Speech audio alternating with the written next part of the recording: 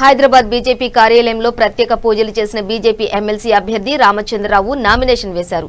ఈ నామినేషన్ కు ముఖ్య అతిథిగా కేంద్ర మంత్రి కిషన్ రెడ్డి, బీజేపీ నేతలు మురళీధర్ రావు, చింతల రామచంద్రారెడ్డి తదితరులు హాజరయ్యారు. ప్రజల కోసం పనిచేసే రామచంద్రరావును శాసన మండలికి పంపాలని కేంద్ర మంత్రి కిషన్ రెడ్డి తెలిపారు.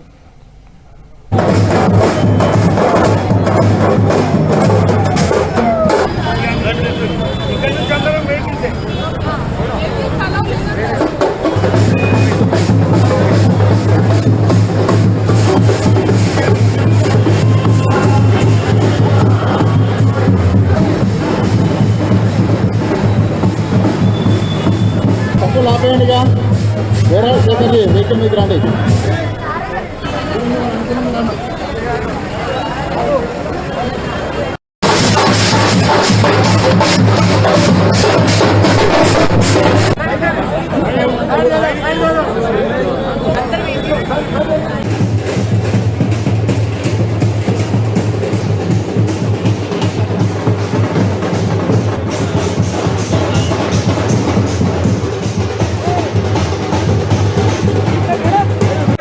సార్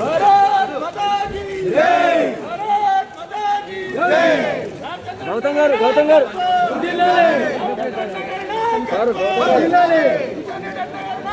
ఈ వ్యక్తి రామచంద్రరావు గారు, వారు న్యాయవాదిగా ఉభయ తెలుగు రాష్ట్రాలలో కూడా మరి పేరుగొందినటువంటి వ్యక్తి రామచంద్రరావు గారు.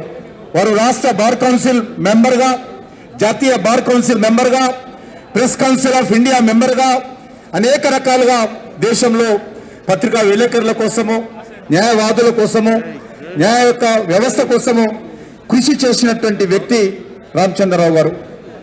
ఈరోజు మరొకసారి ఈ యొక్క హైదరాబాద్ కేంద్రంగా ఉన్నటువంటి పట్టభద్రుల నియోజకవర్గం నుంచి పట్టభద్రుల ఆశీస్సుల కోసం మరొకసారి పార్టీ తరఫున వారు ఈరోజు నామినేషన్ వేయబోతున్నారు. నేను ఈ సందర్భంగా మరి మేధావులందరినీ కోరుతా ఉన్నాను. పనిచేసేటువంటి వ్యక్తి, ప్రజల గొంతు వినిపించేటువంటి వ్యక్తి, ప్రజా సమస్యల మీద పోరాటం చేసేటువంటి వ్యక్తి, నిస్వార్థంగా పనిచేస్తున్నటువంటి వ్యక్తి రామచంద్రరావు గారిని మరొకసారి అందరు ఆశీర్వదించి ఈరోజు గెలిపించాలి. మీకు అందరికీ తెలుసు, 2015లో వారు మొదటిసారి గెలిచినప్పుడు ఆ రోజు టీఆర్ఎస్ వాతావరణం ఉండింది.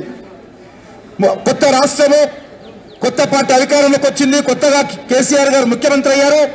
ఆ సమయంలోనే మరి ఆ రోజు ఉద్యమ నాయకుడైనటువంటి వ్యక్తిని మరి మన మీద పోటీ.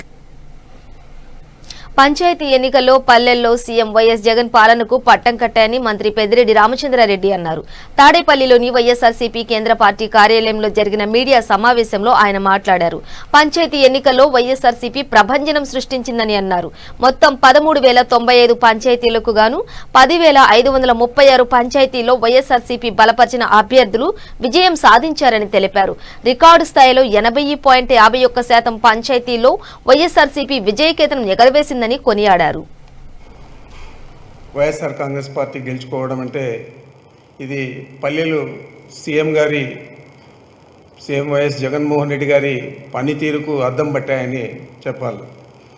ఎన్నో రాష్ట్ర వ్యాప్తంగా ఎక్కడ చూసినా పంచాయతీ ఎన్నికల్లో వైఎస్ఆర్సీపీ ప్రభంజనం పూర్తిగా కనపడింది. కుట్రలు, కుతంత్రాలు, ఈ కుట్రలతోనే లేకపోతే ఉన్న వ్యవస్థలను మేనేజ్ చేస్తూ ఏదో రకంగా ఆయన మెజార్టీని సాధించాలనుకొని చంద్రబాబు నాయుడు గారు చతికిలపడ్డాడు. ఈ ఎన్నికలు ఆయన ఓటమికి చాలా చక్కగా కనపడుతూ ఉన్నా, పార్టీ పునాదులు కదిలిపోతూ ఉన్నా, ఇంకా కొన్ని పత్రికల్లో ఈరోజు కూడా 50% తెలుగుదేశం పార్టీ గెలిచిందని చెప్పడం అంటే ఇంతకన్నా సత్యదూరమైన మాటలు, రాతలు ఎక్కడ కూడా ఉండవని నేను అనుకుంటూ ఉన్నాను. మొత్తం మీద ఈరోజు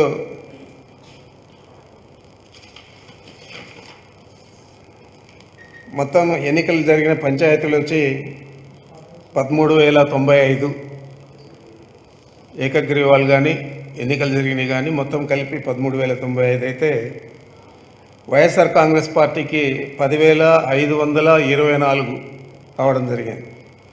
అంటే 80.37% వైఎస్ఆర్ కాంగ్రెస్ పార్టీ దక్కించుకున్నది.